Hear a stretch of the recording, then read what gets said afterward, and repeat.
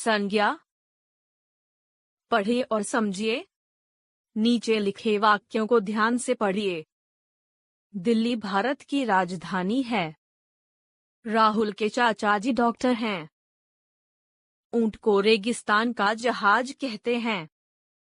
सुख और दुख जीवन के दो पहलू हैं। ऊपर लिखे वाक्यों में आए रंगीन शब्द किसी वस्तु, प्राणी, व्यक्ति, स्थान या भाव के नामों को दर्शा रहे हैं। ये सभी शब्द संज्ञा शब्द हैं।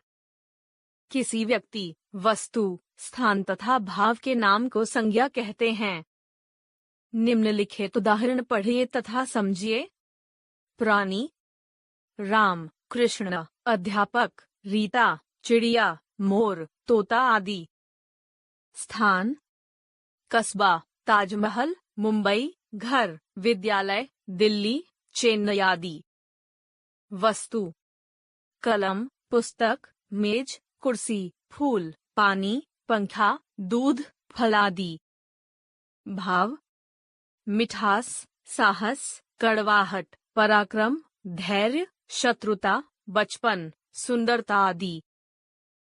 संज्ञा के भेद। संज्ञा के मुख्यतः 3 भेद होते हैं। संज्ञा, व्यक्तिवाचक संज्ञा, जातिवाचक संज्ञा, भाववाचक संज्ञा। व्यक्तिवाचक संज्ञा, जिन शब्दों से किसी विशेष व्यक्ति, वस्तु, प्राणी अथवा स्थान आदि का बोध होता है, उन्हें व्यक्तिवाचक संज्ञा कहते हैं। जैसे रमन विद्यालय जा रहा है, बस चंडीगढ़ जा रही है। उपरोक्त वाक्यों में रमन व चंडीगढ़ शब्द किसी विशेष व्यक्ति व स्थान के नाम का बोध करा रहे हैं, अतः ये व्यक्तिवाचक संज्ञाएं हैं। जातिवाचक संज्ञा, जिन शब्दों से किसी प्राणी, वस्तु अथवा स्थान की संपूर्ण जाति का बोध होता है, उन्हें जातिवाचक संज्ञा कहते हैं। जैसे बच्ची पढ़ रही है, बच्चे गेंद से खेलते हैं। उपरोक्त वाक्यों में बच्ची, बच्चे व गेंद ऐसे शब्द हैं जो विशेष व्यक्ति या वस्तु का बोध न कराकर संपूर्ण जाति का बोध करा रहे हैं, अतः ये जातिवाचक संज्ञाएं हैं। भाववाचक संज्ञा, जिन शब्दों से किसी प्राणी, वस्तु आदि के गुण, दोष अथवा स्वभाव आदि का पता चले, उन्हें भाववाचक संज्ञा कहते हैं। जैसे उसकी आवाज में मिठास है, वसंत का मौसम सुहावना लगता है। उपरोक्त वाक्यों में मिठास व सुहावना किसी वस्तु अथवा व्यक्ति के गुण, स्थिति, भाव अथवा दशा का बोध करा रहे हैं, अतः ये भाववाचक संज्ञाएं हैं। कुछ अन्य भाववाचक संज्ञाएं: गुण, दोष, सरलता, बेईमानी, बुराई, धर्म, सौंदर्य, ठंडाई, सत्य, अवस्था, बुढ़ापा, यौवन, गरीबी। भाव, थकान, प्रेम, अहिंसा। भाववाचक संज्ञा बनाने के नियम। भाववाचक संज्ञा शब्द जातिवाचक संज्ञा, सर्वनाम, विशेषण और क्रिया शब्दों से बनाए जाते हैं। जातिवाचक से भाववाचक संज्ञा शब्दों की रचना। जातिवाचक, भाववाचक। मनुष्य, मनुष्यता, कवि, कवित्व, अतिथि, आतिथ्य, मातृ, मातृत्व, लड़का, लड़कपन, दास, दास्ता, वकील, वकालत, प्रभु, प्रभुत्व, पशु, पशुता, इंसान, इंसानियत, बंधु, बंधुत्व, वीर, वीरता। सर्वनाम से भाववाचक संज्ञा शब्दों की रचना।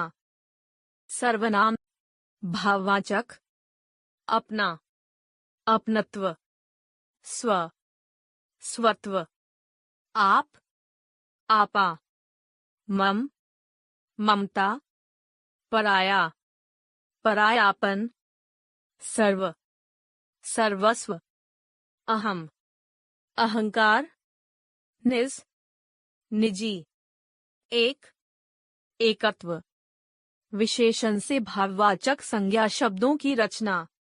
विशेषण भाववाचक अधिक, अधिकता, मीठा, मिठास, ऊंचा, ऊंचाई, सज्जन, सज्जनता, खट्टा, खटास, युवक, यौवन, वीर, वीरता, बुरा, बुराई, दुष्ट, दुष्टता, गरम, गर्मी, चौड़ा, चौड़ाई, हीन, हीनता। क्रिया से भाववाचक संज्ञा शब्दों की रचना।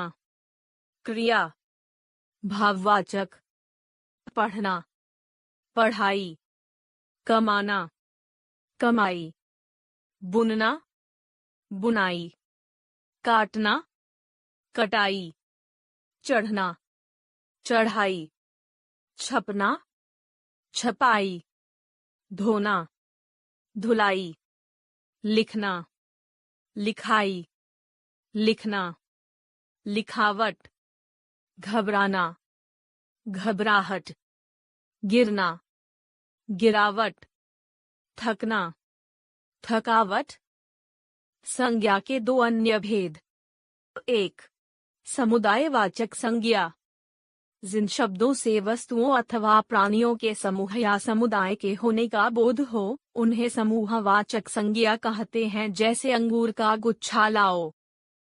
समूहवाचक संज्ञाओं के उदाहरण सेना, जत्था, समूह, भीड़, कक्षा, मंडली आदि। 2. द्रव्यवाचक संज्ञा। जिन संज्ञा शब्दों से द्रव्यों, पदार्थों अथवा धातुओं के नाम का बोध होता है, उन्हें द्रव्यवाचक संज्ञा कहते हैं, जैसे मुझे दूध पीना पसंद है। द्रव्यवाचक संज्ञाओं के उदाहरण तेल, घी, गेहूं, पीतल, सोना, चांदी आदि। हिंदी में समुदायवाचक व द्रव्यवाचक संज्ञाएं जातिवाचक संज्ञा के अंतर्गत आती है। इन्हें अलग से वर्गीकृत करने की आवश्यकता नहीं होती है। अब तक हमने सीखा। संज्ञा का अर्थ है नाम। किसी व्यक्ति, वस्तु, स्थान या भाव के नाम को संज्ञा कहते हैं। संज्ञा के मुख्यतः 3 भेद होते हैं: व्यक्तिवाचक संज्ञा, जातिवाचक संज्ञा तथा भाववाचक संज्ञा। जिन शब्दों से किसी विशेष व्यक्ति, वस्तु, प्राणी अथवा स्थान आदि का बोध होता है, उन्हें व्यक्तिवाचक संज्ञा कहते हैं। जिन शब्दों से किसी प्राणी, वस्तु अथवा स्थान की संपूर्ण जाति का बोध होता है, उन्हें जातिवाचक संज्ञा कहते हैं। जिन शब्दों से किसी प्राणी, वस्तु आदि के गुण, दोष अथवा स्वभाव आदि का पता चले, उन्हें भाववाचक संज्ञा कहते हैं। भाववाचक संज्ञाओं का निर्माण 4 प्रकार के शब्दों से होता है: जातिवाचक संज्ञा, सर्वनाम, विशेषण और क्रिया से। जिन शब्दों से वस्तुओं अथवा प्राणियों के समूह या समुदाय के होने का बोध हो, उन्हें समूहवाचक संज्ञा कहते हैं। जिन संज्ञा शब्दों से द्रव्यों, पदार्थों अथवा धातुओं के नाम का बोध होता है, उन्हें द्रव्यवाचक संज्ञा कहते हैं।